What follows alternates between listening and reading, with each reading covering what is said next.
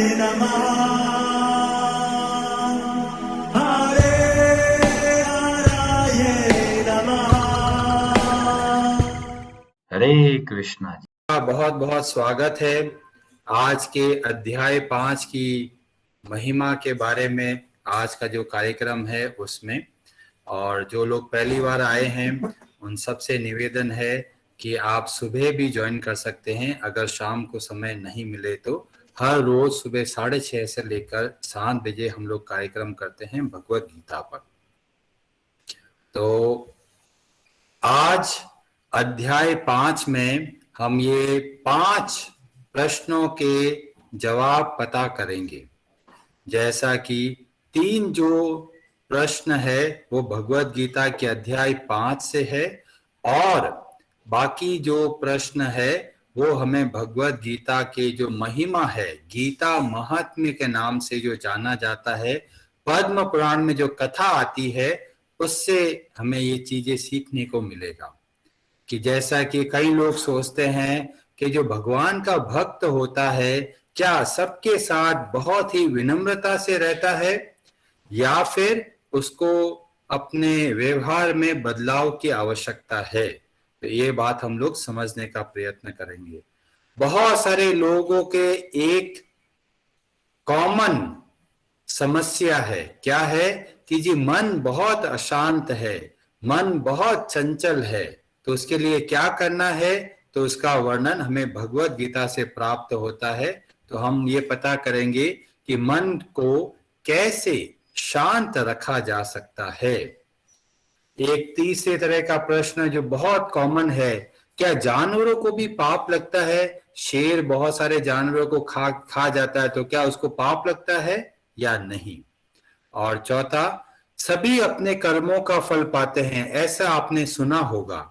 तो कभी आपने ऐसा सुना है कि कर्मों के अनुसार जो परिणाम मिलना था उसमें कोई बदलाव आया है? मतलब जो 100 रुपए का नुकसान होना था पर वो नुकसान कम हुआ, कभी आपने ऐसा सुना है?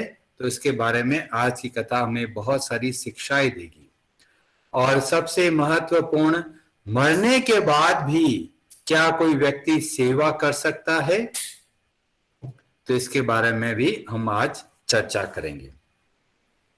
तो शुरू के कुछ स्लाइड्स जो है वो भगवत गीता के अध्याय 5 पे आधारित है, क्योंकि थोड़ा हम भगवत गीता के ज्ञान को समझते हैं और फिर बाद में जो कथा हमें पता चलती है पद्म पुराण से, वह हम लोग चर्चा करेंगे। तो भगवत गीता अध्याय 5 को बहुत ही संक्षेप में मैं बता रहा हूं। तो मुख्य 2-3 श्लोक ही बताऊंगा, क्योंकि अध्याय 5 में लगभग 29 श्लोक है, तो सारे श्लोकों को हम कवर नहीं करेंगे। तो इस श्लोक में बताया जाता है कि भगवान कह रहे हैं कि संसार में रहते हुए भी हम संसार से अलग कैसे रह सकते हैं। तो भगवान ने बहुत सुंदर उदाहरण दिया कमल के पत्ते का। जैसे कीचड़ रहता है और कमल के पत्ते के ऊपर अगर कोई पानी डाला जाए तो पानी ठहरता नहीं, ऐसे ही भगवान ने बोला 2 चीजों का ध्यान रखना है। क्या बोला? ब्रह्मण्य आधाय कर्माणि, भगवान श्री कृष्ण को अर्पित करते हुए कर्म करना है, और संगम त्यक्तवा करोति यह, आसक्ति का त्याग करके। आसक्ति का मतलब क्या होता है कि उस विषय के संबंध में बार बार विचार करना। जैसा हम कोई कार्य कर रहे हैं तो हम प्लानिंग करें, हमें इतना फायदा होने वाला है, घाटा नहीं हो जाए, क्या करेंगे। तो 100 तरह की बातें बार बार रिपीट करने का मतलब है कि हम फल पर अधिक केंद्रित हो गए, और इस तरह से कार्य करते हैं तो हमारे कार्य करने की क्षमता कम हो जाती है, क्योंकि आधा मन तो हमारा इधर उधर ही भटकता रह जाता है। कुछ पुरानी चीजों में अटका हुआ रहता है, कुछ आने वाली चीजों में अटक जाता है। पर भगवान बोल रहे हैं जो आपके हाथ में है उसको आप अच्छे से कीजिए। तो संगम त्यक्तवा करोति यह, जब इस तरह से हम कार्य करते हैं तो बोला लिप्यते न स पापेन, जो पाप कर्म है उनसे लिप्त नहीं होते। और जैसा कि उदाहरण दिया, पद्म पत्रम इवाम्भसा। और महत्वपूर्ण श्लोक है जो बहुत लोग इस पे कंफ्यूज हो जाते हैं। कई लोग समझते हैं भक्त है तो बहुत विनम्र बन के रहेंगे, किसी को कुछ डांटेंगे नहीं, तो ये भक्त का चरित्र नहीं है। तो भगवान श्री कृष्ण 5वें अध्याय में बोलते हैं, विद्या विनय संपन्ने ब्राह्मणे गवि हस्तिनी शुनि चैव स्वपाके च पंडिताः समदर्शिनः। तो व्यवहार अलग हो सकता है पर जो देखने का नजरिया है वह समान है। तो भगवान ने इस बात को बहुत जोर देके बोला है, समदर्शी बनना है, सम व्यवहार की आवश्यकता नहीं है। तो इसका क्या मतलब हुआ? तो हमें पता चलता है हनुमान जी के चरित्र से। वैसे तो हनुमान जी देखा जाए बहुत विनम्रता से भगवान और भगवान के भक्तों की सेवा करते हैं, पर जब रावण की सभा में जाते हैं तो बड़ा भयंकर क्रोध रूप में दिखाते हैं। तो आप देखेंगे ऐसा नहीं है कि हनुमान जी हर जगह विनम्र बन के रहते हैं।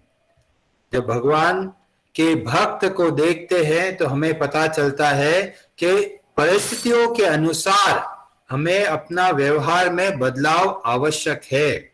ऐसा नहीं है कि हमेशा विनम्र बन के रहना है। बहुत जरूरी है समय पे बोलना, स्पष्ट बोलना, सत्य बोलना। बहुत सारे लोग भक्तों को गलत ले लेते हैं। वो ये समझते हैं अरे ये तो भगत है, ये तो कोई चिंता करने की जरूरत ही नहीं, ये तो कुछ भी नहीं करेगा। भगवान के भक्त क्षमावान होते हैं पर कायर नहीं होते। लंका की भरी सभा में सब लोगों के सामने लंकापति रावण को बोलते हैं, रे मूर्ख रावण, मैं तेरे को बोलता हूं जो तुमने किया है बहुत गलत किया है।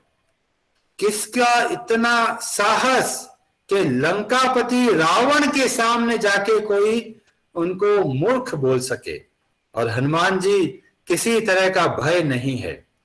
तो भगवान के भक्त के चरित्र से हम सीखने को मिलता है, भक्तों के समाज में रहते हैं, जब भक्तों के साथ में रहते हैं तो बहुत विनम्र बन के रहना है। और जो भक्त नहीं है, जो भगवान की निंदा करते हैं या भगवान के भक्तों की निंदा करते हैं, तो अवश्य हमें क्रोध करना चाहिए। कोई भी भगवान श्री कृष्ण के ऊपर किसी तरह का आरोप लगाए तो हमें कभी भी नहीं सुनना है, तुरंत जवाब देना है। लंका में डंका बजा के आए और ईंट का जवाब पत्थर से देना चाहिए। कोई भी भगवान के प्रति किसी तरह की निंदा करता है तो हमें कभी नहीं सुनना है। तो हमारे व्यवहार में विषमता अगर जरूरत है तो अवश्य कीजिए। पर समदर्शी है। क्या समदर्शी है? जैसे माँ के दो बेटे हैं, एक बेटा बहुत गलत कार्य करता है और एक बेटा बहुत ही साधु प्रवृत्ति का है, तो माँ जो साधु प्रवृत्ति वाला जो बच्चा है उसको बहुत लाड प्यार करती है, और जो बच्चा बहुत बुरे काम करता है तो माँ उसको डांटती है। तो ये डांटना भी माँ का प्रेम है। अगर माँ नहीं डांटेगी तो बच्चा और बिगड़ जाएगा। तो ऐसे ही भगवान के भक्त को चाहिए कि आवश्यकता के अनुसार अपने व्यवहार में बदलाव लेके आना है, पर दृष्टि में वो एक देखता है। क्या देखता है? कि सब के सब भगवान श्री कृष्ण के सनातन अंश हैं और हमें किस तरह से उस जीव की सहायता करनी है जिससे कि वह भगवान की ओर अग्रसर हो। तो भगवत गीता के श्लोक के अनुसार हमें समदर्शी बनना है। व्यवहार जरूरी नहीं है कि हमें समान रखना है। शेर के सामने गए, बोला कोई बात नहीं, शेर के सामने गए, आराम से रह गए, तो शेर खल्लास खा जाएगा। तो हमें व्यवहार में बदलाव चाहिए। सामने वाला कैसा है उसके अनुसार परिवर्तन करना जरूरी है। तो भगवत गीता के अनुसार हमें इस बात का ध्यान रखना है, क्रोध भी आवश्यक है, पर वह क्रोध भगवान की सेवा में लगाना है। बच्चा अगर गलती करता है तो माता पिता का दायित्व है कि क्रोध करके बच्चे को सुधारे। क्यों? अगर क्रोध नहीं किया तो बच्चा और गलती करता जाएगा। तो ये बहुत आवश्यक है, कब क्रोध करना है, कब विनम्र बनना है, कब समान व्यवहार रखना है, कब विषम व्यवहार रखना है। तो ये बहुत जरूरी है कि हमें जब शास्त्रों का ज्ञान होता है तब हमें पता चलता है कि हमारा व्यवहार कैसा होना चाहिए। और फिर भगवान श्री कृष्ण बताते हैं इस संसार की एक बहुत बड़ी विशेषता, और बताते हैं ये कैसे प्राप्त होता है, ज्ञान चक्षु से। तो भगवान ने बोला ये संसार के सारे भोग जिसके लिए हम इतना व्याकुल होते हैं, जिसके पाने के लिए हम इतने लालायत होते हैं, उसका गुण बताया। ये ही संस्पर्श जा भोगा दुख यो नया। जितना भोग दिख रहा है वो वास्तव में दुख का रूप है। और उसमें खासियत क्या है, आद्यंत वंत कौन्तेय, वो समय के लिए ही रहता है। ना तेषु रमते बुधः, जो बुद्धिमान व्यक्ति है वो संसार के भोगों में नहीं फंसता, संसार के भोगों में रमण नहीं करता। संसार के भोग कौन से हैं? जो हम अपनी ज्ञानेंद्रियों से प्राप्त करने की इच्छा करते हैं। जैसे कि कानों से हम तरह तरह के संगीत सुनने के लिए लालायत हो जाते हैं। कई बार अपनी प्रशंसा सुनने के लिए लालायत रहते हैं। आंखों से पिक्चरें देखने का मन करता है, तरह तरह की चीजें देखने का मन करता है, तो ये बोलते हैं ये आंखों का भोग है। जीभ तरह तरह के लोगों की कमियां निकालने में लगा देते हैं कि वो ऐसा, चुगली करना, इधर उधर पूरे जहान की बातें कर लो, और खाने के लिए लालायत रहना, हर तरह की चीजें खा लेते हैं। तो बोला ये सब है जीभ का भोग।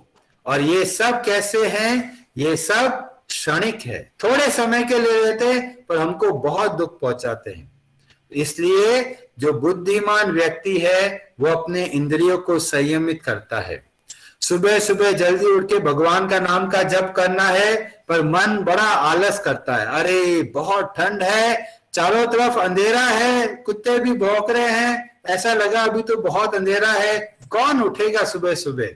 पर जब हम सोचते हैं कि भगवान का नाम कितना महत्वपूर्ण है और उस समय हम अपनी इंद्रियों को वश में करके उठने का प्रयास करते हैं, तो ऐसे जब कार्य करते हैं तो हमें भक्ति में बहुत लाभ मिलता है। संसार के जितने भोगों के पीछे लोग भागते हैं वो सब के सब दुख देने वाले हैं। और भगवान श्री कृष्ण बताते हैं सबसे महत्वपूर्ण, मन कैसे शांत रह सकता है। तो भगवान एक बहुत महत्वपूर्ण बात बोलते हैं, भोक्तारम यज्ञ तपसाम सर्वलोक महेश्वरम। जो भगवान श्री कृष्ण है वो समस्त लोकों के स्वामी है, सब कुछ उनके अंतर्गत आता है। और इसमें एक और खास बात भगवान क्या बोलते हैं, सुहृदय सर्वभूतानाम। भगवान सबके परम हितैषी है। आप ये मत सोचिए कि भगवान गोलोक वृंदावन में बैठे सो रहे हैं, नहीं, भगवान को बहुत चिंता है कि संसार में लोग जगह जगह फंसे हुए हैं, ब्रह्मांड भ्रमिते, कोनो भाग्यवान जीव गुरु कृष्ण प्रसादे पाए भक्ति लता बीज। बहुत लोग संसार में फंसे हुए हैं, कोई स्वर्ग में फंसा हुआ है, कोई नरक में फंसा हुआ है, कुछ भूमंडल में फंसे हुए हैं, जगह जगह की चीजों में फंसे हुए हैं। पर भगवान व्यवस्था करते हैं। कैसे करते हैं? भगवान स्वयं प्रकट होते हैं। कैसे प्रकट होते हैं? भगवान के नाम के द्वारा। तो हम जब भगवान का नाम का जप करते हैं तो हम भगवान के प्रति अपना जो कृतज्ञता है वह व्यक्त कर सकते हैं। और भगवान प्रकट होते हैं, जो मंदिर में श्री विग्रह के रूप में विराजमान होते हैं, वे कोई प्रतिमा नहीं है, वो कोई पत्थर नहीं है, वो साक्षात स्वयं भगवान है। प्रतिमा नहीं, तुम ही साक्षात वजेंद्र नंदन। ये स्वयं भगवान है जो विराजमान होकर हमसे सेवा ग्रहण करते हैं। और तो और भगवान अपने भक्तों को भेजते हैं कि बेचारे संसार में लोग बहुत दुखी हैं, दुख पा रहे हैं, जगह जगह भटक रहे हैं, सहारा ढूंढ रहे हैं, तिनका का सहारा लेते हैं, पर भगवान के भक्ति का मार्ग पता नहीं चलता। तो भगवान अपने भक्तों को प्रेरणा देते हैं कि आप जाइए, लोगों को मार्ग बताइए, लोगों को भगवान की भक्ति करना सिखाइए। जब वो भगवान की भक्ति करते हैं तो बहुत प्रसन्न रह सकते हैं। तो यहाँ पर भगवान का बहुत अद्भुत चरित्र सामने देखने को मिलता है। सुहृदय सर्वभूतानाम। आप लोग जगह जगह पे बैठे हैं, एक बटन दबाते हो और तुरंत भगवान की कथा सुनने को मिल गई। कितनी कृपा है भगवान की आप लोगों पर कि हम लोग हर जहां पर हैं, जिस अवस्था में है, वहां पर ही हमें भगवान की कथा सुनने का अवसर प्राप्त हो रहा है। ये वास्तव में भगवान की कृपा है। हमारे हृदय में जब श्रद्धा का भाव होता है तो भगवान व्यवस्था करते हैं कि किस तरह से इसे भक्ति में और आगे रास्ता बताऊं। तो हमसे ज्यादा भगवान व्याकुल है हमसे मिलने के लिए।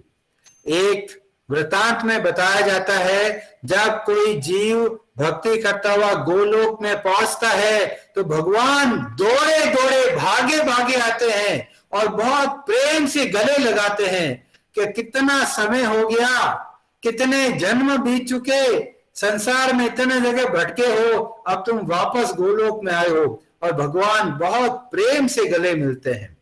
भगवान खुद व्याकुल है हमसे मिलने के लिए, पर ऐसी व्याकुलता हमारे अंदर नहीं है। हम लोग क्या सोचते हैं, कल करेंगे माला, बहुत कर लीजिए आज तो। भगवान के लिए हम लोग हमेशा शांत रहते हैं, संतुष्ट रहते हैं। जी बस एक माला कर ली है, बस बहुत है।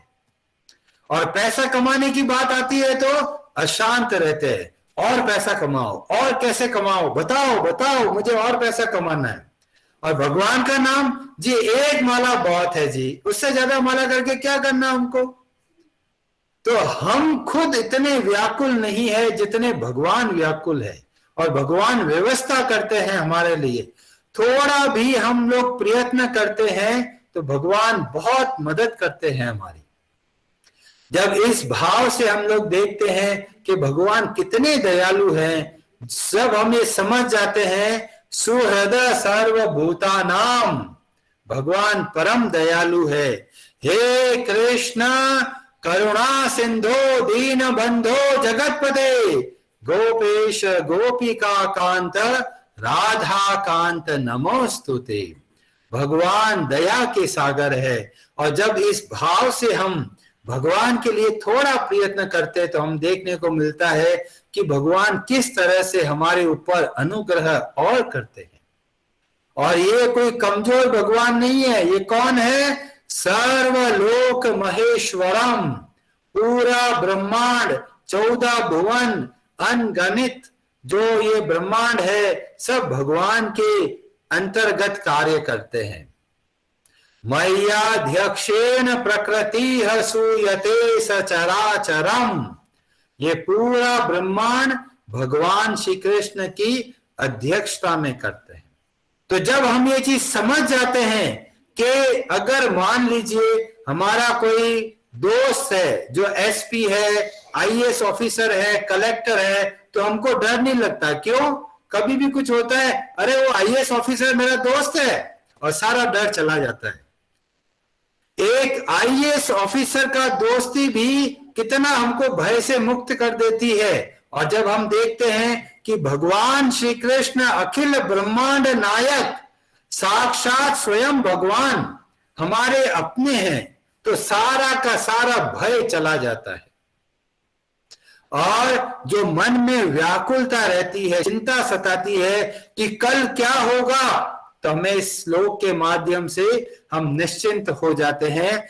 कल जो भी होना है भगवान के आदेश के अनुसार होगा। और भगवान कैसे हैं? सुहृदय। और इस तरीके से हमारा सारा भय चला जाता है और हम जो पूर्णतया जो भ्रमित है वो शांत होने लगते हैं। केवल ये एक श्लोक को अच्छे से समझ लेते हैं तो भगवान बोलते हैं शांतिम रक्षति, वो शांति को प्राप्त करता है। मन जो भयभीत है, सारा भय चला जाता है। जिसको कल की चिंता है, उसकी चिंता भी चली जाती है। और भगवान श्री कृष्ण ने ये प्रमुख बातें बताई। अब हम लोग चलते हैं भगवत गीता के महिमा पर, जिसको बोलते हैं गीता महात्म्य। हर एक कथा में बहुत सारी शिक्षाएं होती है, बहुत सारे सिद्धांत होते हैं जो हमें जीवन को कैसे जीना है इसकी प्रेरणा मिलती है। तो हम पहुंच रहे हैं अध्याय 5 की महिमा में। गीता अध्याय 5 की महिमा। तो इसमें वर्णन आता है एक ब्राह्मण के बारे में जिसका नाम होता है पिंगल।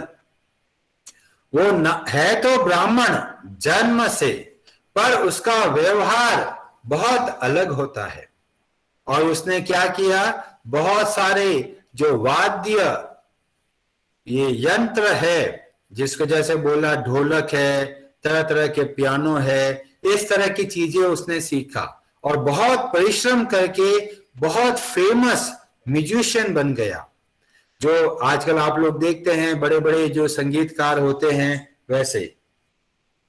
तो बहुत बड़ा ये अपना धुरंधर हो गए अपने जो कला है उसमें। और इस वजह से लोग दूर दूर से उसका गाना सुनने के लिए आते हैं। और ये प्रशंसा पहुंची वहां के राजा तक।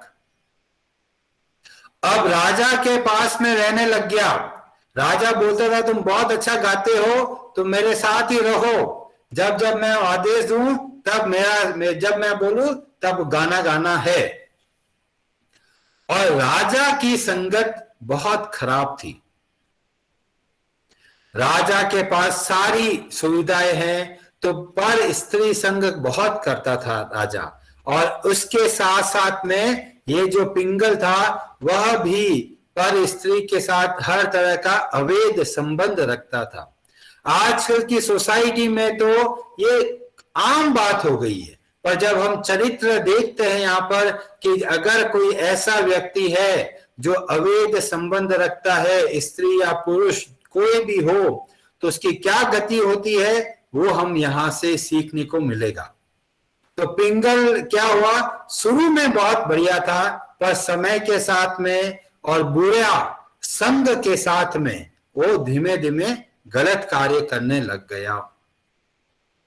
और उसकी एक पत्नी भी थी जिसका नाम था अरुणा, और वह भी बहुत ही बुरे चरित्र वाली थी और उसका भी बहुत सारे अवैध संबंध थे।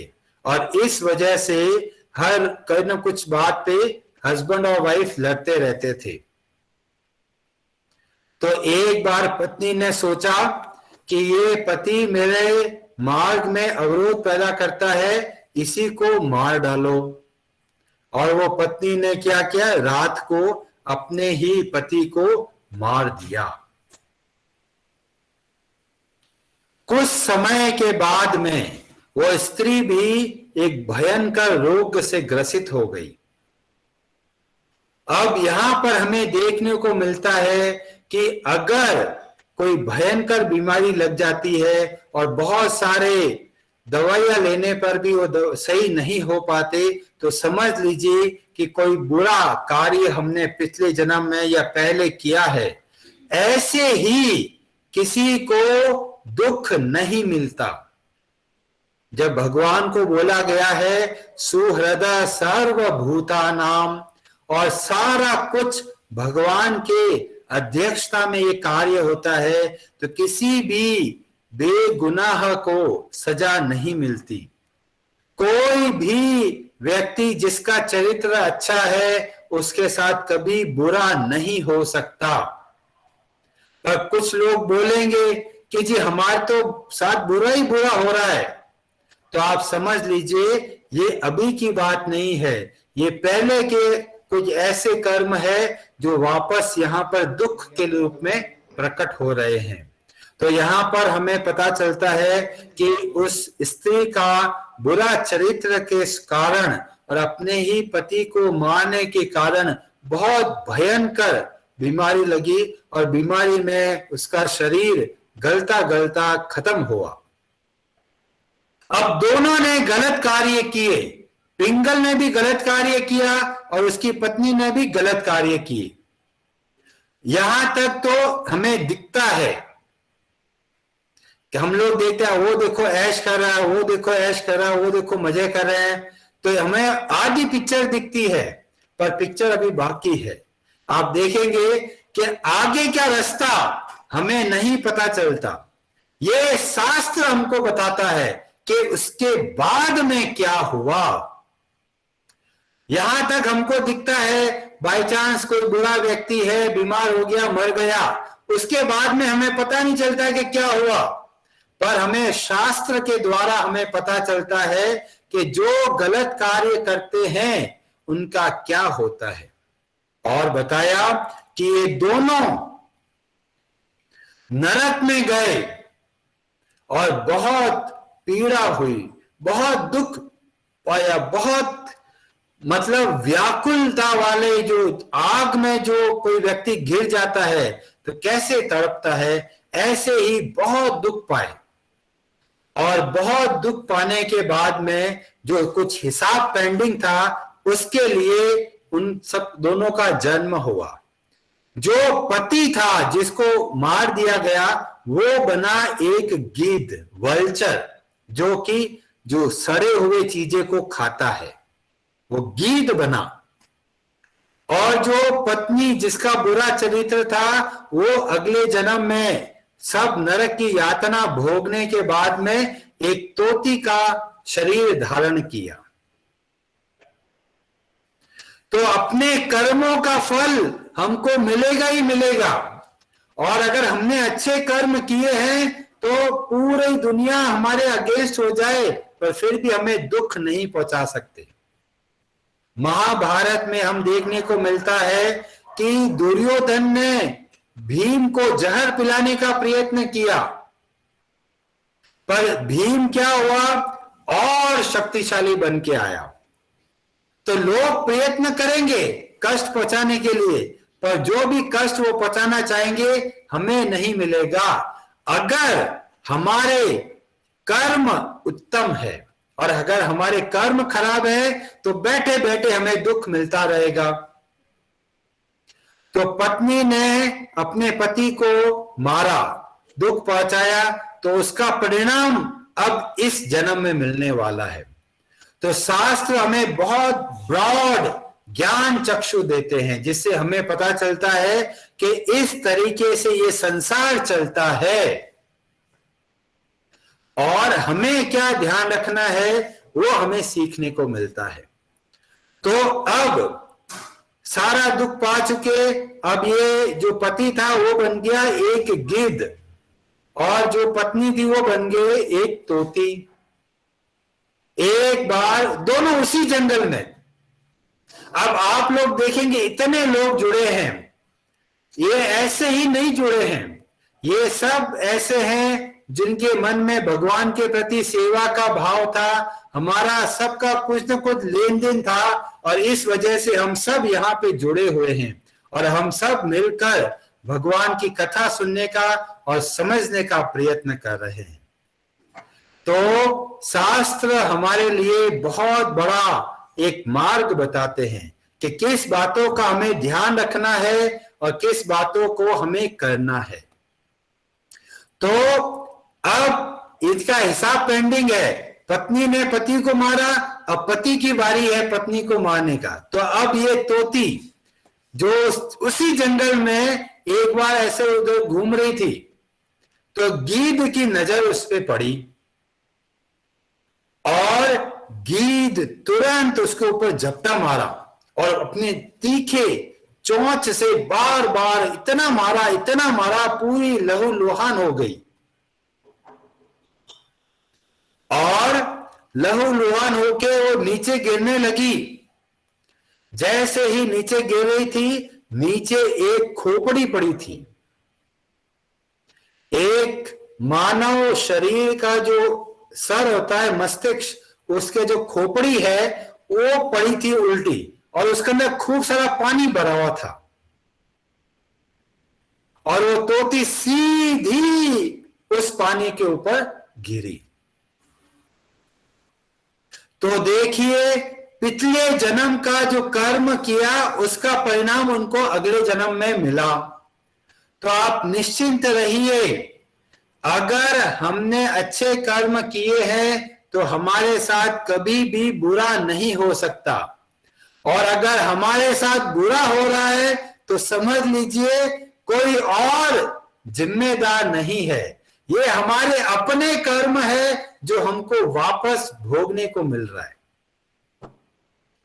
जैसे ही तोती उस खोपड़ी के पानी को स्पर्श किया, तुरंत मर गई। अब ये गीद जिसने बहुत चोंच मार मार के उस तोती को मारा, वहां पर एक शिकारी जा रहा था और शिकारी ने तीर मारा, सीधा गीद को लगा और वो गीद भी गिरता गिरता सीधा उसी खोपड़ी के वो जो पानी था वहां पर गिरा। तो जो गीद ने किया वह तो अपने पुराने कर्मों के हिसाब की वजह से किया, पर जो शिकारी ने मारा, अब शिकारी को उस कर्मों का फल भोगना पड़ेगा। वो अलग कथा है। तो हम लोग वापस चलते हैं खोपड़ी की बात। तो तोती उस पानी में गिरी और वहां पे मर गई। जो गीद था वह भी वहां पे गया, वो भी पानी को संपर्क में आया और वह भी मर गया। अब ये दोनों जीवात्मा, गीद की और तोती की, पहुंच गए सीधे यमपुरी, यमराज। बहुत लोगों को नाम से ही डर जाते हैं, बहुत लोगों को अभी डर नहीं लगता यमराज, क्योंकि हमने टीवी में देखा है कोई होगा ऐसा कुछ, पर जब यमराज सामने खड़े हो, उनका भयंकर विकराल रूप देखा जाए तो अच्छे अच्छे जो प्राण निकल नहीं रहते वो फंस जाते हैं वहीं पर। और ये यमराज ऐसा लगता है बहुत निर्दयी है, सबको नरक में भेज देते हैं, जाओ इसको इस नरक में भेजो, इसको इस नरक में भेजो। तो दूर से तो लगता है ये जो यमराज है ये बड़े निर्दयी है, पर वास्तव में जब हम भागवतम का अध्ययन करते हैं तो हमें पता चलता है ये बहुत बड़े भगवान के भक्त हैं, ये एक बहुत बड़े महाजन है। इसीलिए यमराज ने आदेश दिया था अपने सारे यमदूतों को कि जो भगवान श्री कृष्ण की भक्ति करता है, हे यमदूतों वहां पर मत जाना, मेरे पास उन सबको लेके आओ जो भगवान का भजन नहीं करते, जो कहते जी मेरे को टाइम नहीं मिलता, उन सब मूर्खों को मेरे पास लेके आओ। और वहां पर ये इन्होंने अपना अमूल्य समय फालतू चीजों में व्यर्थ कर दिया, उन सबको मेरे पास लेके आओ। और भक्तों के लिए यमराज बहुत विनम्र है, भगवान के भक्त को यमराज देखते हैं तो यमराज अपना रूप बदल देते हैं और यमराज बन जाते हैं धर्मराज। और जो पापी आत्मा है, जो भगवान का भजन नहीं करते, तो वो बन जाते हैं यमराज। और ये दोनों पापात्मा ये पहुंच गए सीधे यमपुरी में। और यमराज बस आदेश सुनाने वाले हैं कि उन्होंने और क्या गलत काम किया, उनको सजा सुनानी है। और इस बात को ध्यान रखिए, ये कोई काल्पनिक नहीं है। अभी भी लोग मर रहे हैं और बहुत सारे लोगों का अनुभव है, जब वो मरते हैं तो भयानक लोग दिखते हैं। वो कोई और नहीं, वो यमदूत हैं, जो उस प्राण जो निकलने वाला जीवात्मा उसको खींच के लेके जाने के लिए है। तो ये दोनों जब पहुंचे यमराज की सभा में, तो वहां पर वही खाता निकाला गया कि इसने क्या क्या गलत काम किए, सब लिस्ट बताओ। तो उनके जो मंत्री जी हैं चित्रगुप्त जी, वो बोले कि इन्होंने कोई अच्छा काम नहीं किया है, सारा समय व्यर्थ गंवा दिया है। तो इनको कहां भेजा जाए? नरक में भेजा जाए? कि लगता तो है, पर एक अद्भुत बात हुई है। कि वो क्या हुई कि ये दोनों जब प्राण त्याग रहे थे तो एक खोपड़ी के पानी में गिरे और इससे उनको शुद्ध हो गए। सारे जो पाप कर्म किए उनके बंधनों से मुक्त हो गए। तो यमराज बोले, अरे ये बात तो बहुत महत्वपूर्ण है। तो आदेश सुनाया। यमराज बोले कि आप दोनों पवित्र हो चुके हो, आपका कोई पुण्य नहीं है, आपने कोई अच्छा काम नहीं किया है, ये उस पानी के प्रभाव से हुआ है। तो दोनों जीवात्मा आश्चर्यचकित, वो सोच रहे जी ऐसा हमने क्या किया, हम तो उस पानी में गिरे थे, कितने लोग पानी में गिरते हैं, तो क्या उन सबकी मुक्ति हो जाती है? तो फिर यमराज एक बहुत महत्वपूर्ण बात बताते हैं। और क्या बोल रहे हैं? यमराज बोलते हैं कि बहुत समय पहले यहां पर जिस खोपड़ी वहां पे थी, वह वास्तव में एक बहुत बड़े महात्मा की खोपड़ी है। और ये ऐसे महात्मा थे जो हर रोज भगवत गीता के अध्याय 5 का बहुत सावधानी पूर्वक उच्चारण करते थे और बताए हुए मार्ग के अनुसार जीवन व्यतीत करते थे। उनके नियमित जप करने के कारण उनका जो शरीर था बहुत दिव्य हो गया। और जब उनके प्राण निकलकर भगवान के धाम को गए, तब उनका शरीर वहीं पे रह गया। और वो शरीर भी इतना पवित्र हो गया कि उसकी खोपड़ी के अंदर जो पानी गिरा और उस पानी में ये दोनों जीवात्मा गिरे, उससे उनका शुद्धिकरण हो गया। और यहां पे देखते हैं ये महात्मा जी तो बहुत पहले गुजर चुके, पर उनका जो शरीर का जो खोपड़ी है वह वहां पे पड़ी पड़ी भी लोगों का उद्धार कर रही है। तो कितना महत्वपूर्ण बात बताई कि भगवत गीता के अध्याय का नियमित रूप से उच्चारण करना और उसको समझना और उसके अनुसार जीवन व्यतीत करना कितना लाभदायक है। हमारे लिए भी बहुत लाभदायक है और जो उनके संपर्क में आते हैं उनको भी लाभ मिलता है। यहां तक जीव जंतु उनको भी बहुत फायदा मिलता है।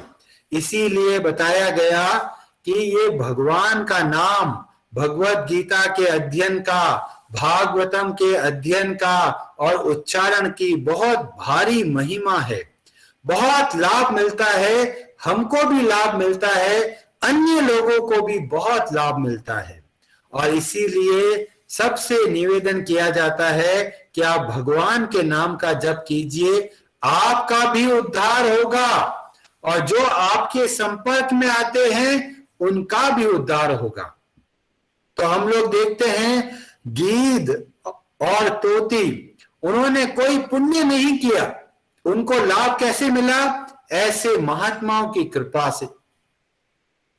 इसीलिए बताया जाता है कि भगवान के भक्तों का संग करना बहुत लाभदायक है। जितना हम भगवान के भक्तों के संपर्क में रहते हैं, हम स्वयं भी शुद्ध होते हैं और हमारी शुद्धता की वजह से अन्य लोगों को भी बहुत लाभ मिलता है। जीव जंतु पक्षी यहां तक भूत प्रेत सबको बहुत लाभ मिलता है जब आप भगवान का भजन करते हो।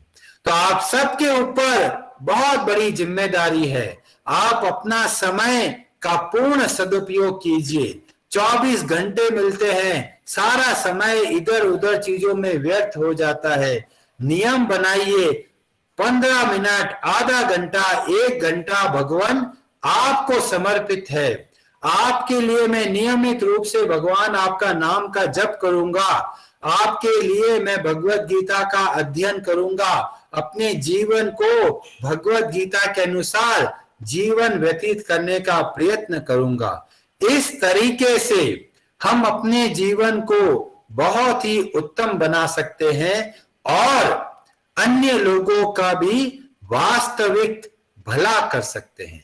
जो समाज सेवा है, तो सबसे बड़ी सेवा यह है जो बोलते हैं जब किसी व्यक्ति को भगवान की भक्ति सिखाई जाती है। तो आप में से बहुत सारे ऐसे लोग हैं जो पहले जिनको पता नहीं था, एक भक्त जुड़े, उन्होंने 2 लोगों को और बोला, 2 लोगों ने 4 लोगों को और बोला। तो आप सब क्या कर रहे हैं? बहुत बड़ा भलाई का काम कर रहे हैं। आप अपना चरित्र उत्तम कर रहे हैं। अगर घर का लीडर थोड़ी इन चीजों को सीखता है, अपने परिवार में नियम बनाता है और बताता है भाई हमें अपने परिवार को भगवान की भक्ति करनी है और सबको भक्ति का मार्ग सिखाना है, तो वो जो घर है वह वृंदावन बन जाता है, वैकुंठ बन जाता है। तो ऐसे घर के अंदर बहुत ही आनंदमय वातावरण रहता है। दुख सबके जीवन में आता है, पर भगवान के भक्त विचलित नहीं होते। तो कथाओं के माध्यम से हमें बहुत सारे सिद्धांत पता चलते हैं और हमें किस तरह से जीवन व्यतीत करना है वह भी हमें पता चलता है। हरे कृष्णा जी, आप सबका बहुत बहुत धन्यवाद और अपना कार्यक्रम को यहाँ विराम दे सकते हैं।